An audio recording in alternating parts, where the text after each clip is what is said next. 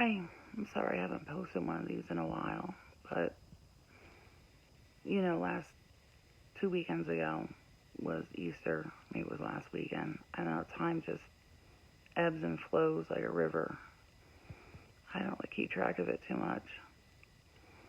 Anywho, the Easter celebration at my parents' house, I left very early. I was sad the whole day. I couldn't keep it together. I was just reminded the whole day I was sitting there at my parents' place, my sister's place, they share a place, on Easter, that there was going to be very many days coming up this year that John won't be a part of. He won't be in any of the pictures.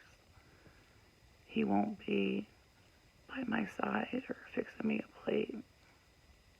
He'll be absent for these get-togethers, and that saddened me a lot. And I'm not going to say it caused a fight, because it didn't, but it caused some frustrations.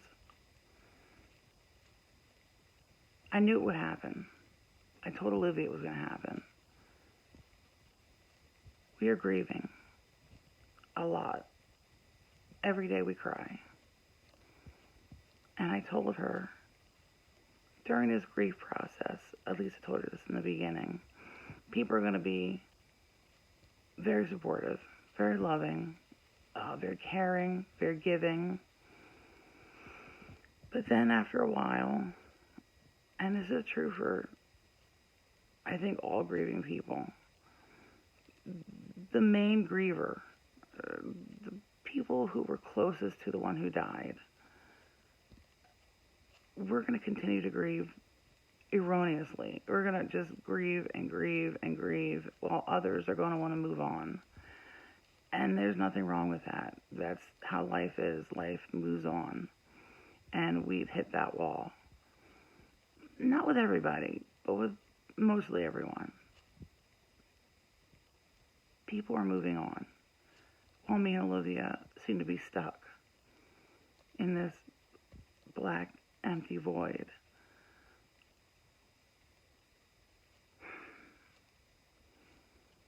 John died on January the 7th, and we're in April. This is April. And we are still crying every day like it just happened yesterday. Others are trying to, I'm not saying they love John less, or they hate us, but people want to move on. I don't think that we're going to get to that point anytime soon. I can still see the road ahead of us, me and Olivia, and it's long, full of potholes, and it's just a long road that we're going to still be on, and others are going to be moving on. I understand that. And I think that's where the frustration came in on Sunday, Easter Sunday.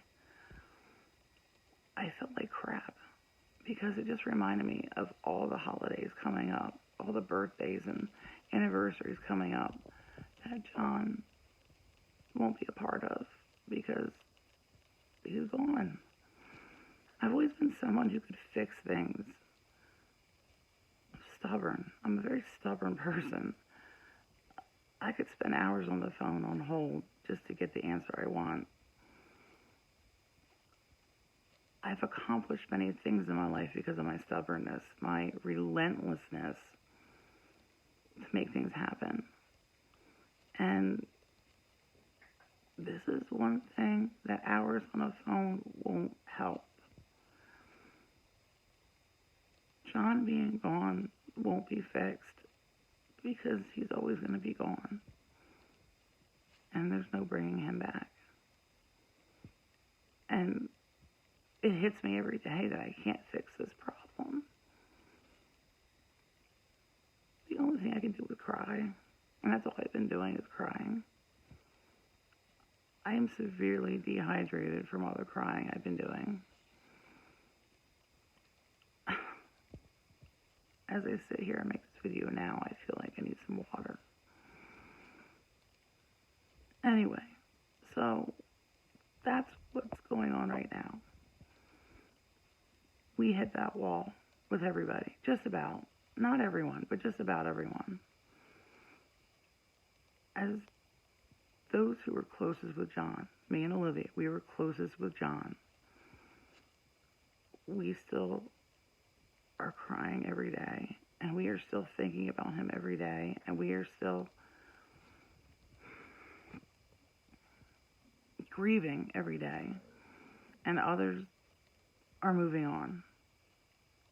I warned Olivia that this would happen, and it's happened. There are still people who care. Everyone cares. I take that back. Everyone cares. I know that. But there are people who are making it more vocal. They think we should stop being so blue and start being more open to being happier. I can't control that. I can't control my feelings, because there are feelings. You can't help your feelings. You know what I mean? I can't just flip a switch and be happy. Sure, I can pretend to be happy. I could put on a pretend smile, a fake smile. I can pretend laugh. But I'm not even close to being ready to pretend right now. Do you know what I mean? I'm still grieving heavily for John. Heavily for John. The reason I'm grieving so heavily for John is because he was a great man. He was an exceptionally sweet, tough, lovely man. Funny. Oh, John was so funny. I don't know. The poem I'm reading today has nothing to do with John. It's actually inspired by my mom, who said, Sylvia, you should write a poem about having a steel guitar in church.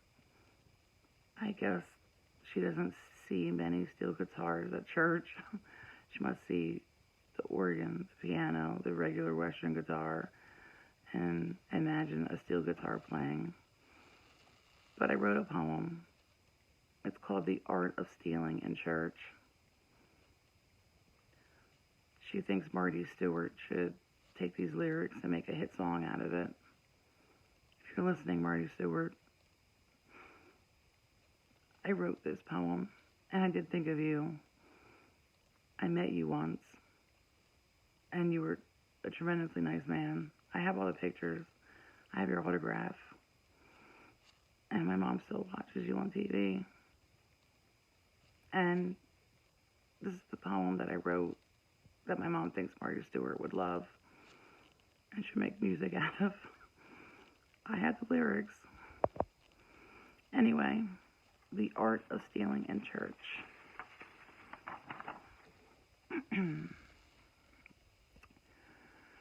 There's a house of God in every town and every city. Parishioners are praising the Lord everywhere. But the thought came to me, and it's a pity, I don't hear a steel guitar strumming in this soulful air. Imagine how great thou art, being joyfully sung, our souls clinging to that old rugged cross, eyes and hands upwardly, with the choir among. Hearing the strum of a steel guitar, the unique sound is certainly not lost. Amazing grace and pure blessed assurance takes on brand new sound. Glorious words of the hymns being sung with a newfound meaning. Holy, holy, holy, and crown him with many crowns. The steel guitar added to the music gives the hymns a brand new feeling. The other one fine and beautiful Sunday, excuse me. I was praising God with my untrained voice, without care as to who was listening away. I started to air guitar with steel and country choice, and my fears just melted away. The songs became more than just lyrics as I sang. I could hear the picking of the steel guitar in my ears, the countrified hymns picking up a beautiful sweet twang. And I knew that I had come to something ever so clear and dear. A piano, a Western guitar, and even a drum set are okay for the praising of our Lord. But add a steel guitar to the mix, and you've created more than just a new sound with some new chords. The devil only thinks he can win, he only feels. But with a powerful book at your side like a sword, you can take him fully out with your guitar made of steel. Here you go. A steel guitar should be played while we're singing hymns, according to my mom anyway. I don't know. I'm still a Queen fan. I love Queen and their music. I do love old country songs. I do. I love the old country music sound. The lyrics and music alike are beautiful. Anyway, that's today's poem. If you know Marty Stuart, pass it on. Maybe he'll make a song out of it. And I'll become rich because I wrote the lyrics.